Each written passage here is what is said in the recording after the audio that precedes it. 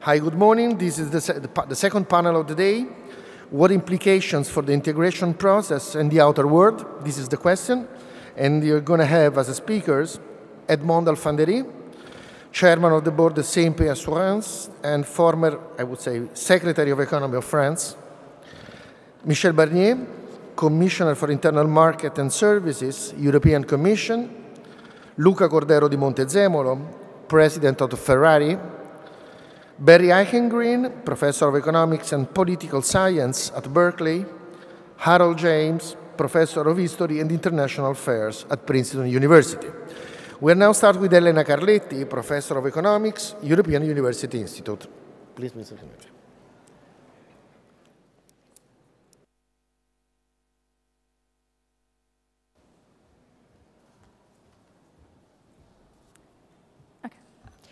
Okay, so as before, I'm giving a short introduction to set up the agenda for the discussion. And I would actually like to start where we ended the previous panel, which was on the question and the consequences of a lack of a credible and implementable vision.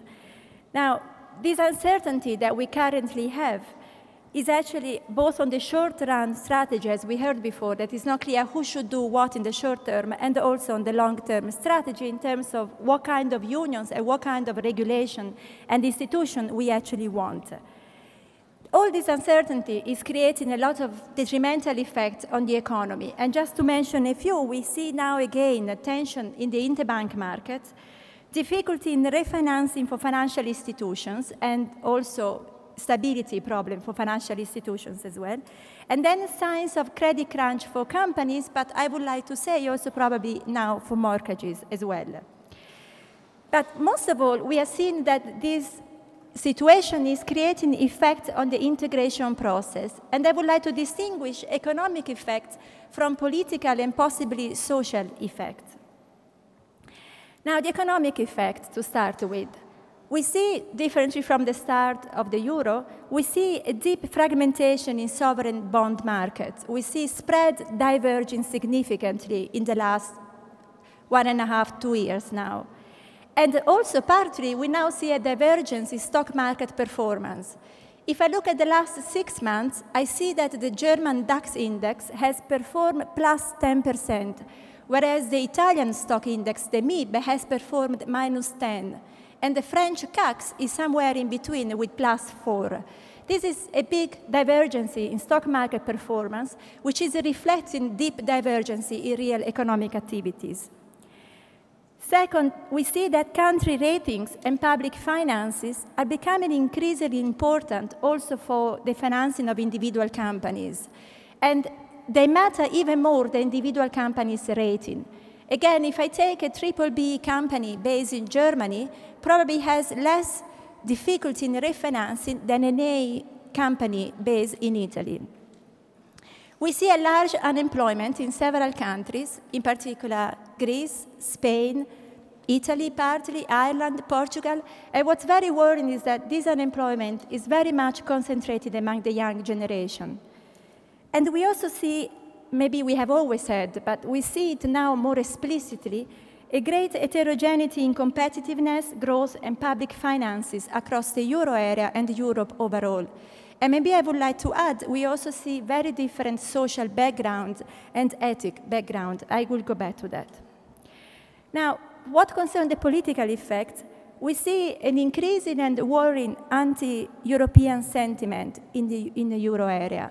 It's just enough to give as an example the latest elections of Sunday in France, in Greece, but also the uncertainty now in the Netherlands, in Ireland, concerning the austerity package. And also, I would like to say, also in Italy, the recent elections show that there is a big mistrust in political bodies and political agenda right now. There is a growing divergence in country views. If we think of the UK versus the Eurozone, that simplifies, is a strong example of how divergent countries can be about what kind of a regulation Europe should adopt. And then we see new political, economic, and geopolitical powers, in particular in terms of Asian countries and BRIC countries, becoming increasingly more important. economically, politically, and socially. And I wonder what implication this has for the political vision that we should adopt in Europe, but also for business conduct. And we have here a representative of the private sector. Maybe they want to say something about it. So in my view, there is a deep need for rethinking current anti-crisis strategy. In particular, this strong focus on austerity that we have seen so far, and that maybe was necessary for political reasons, maybe more than for economic reasons, needed to be deeply rethought, in my view. And also, there is the need of a clearer political vision of the monetary union. Maybe we should have more compromise, more flexibility in the way the crisis is approached. And also, there is the need to understand better and take into account political economic considerations. And finally, if I go back to what is the social situation in the euro area and Europe more generally, maybe there is the need for more homogeneous and more widespread trust in state for what concerns behavior of citizens and good behavior towards the state. And with this, I would like to end. Thank you.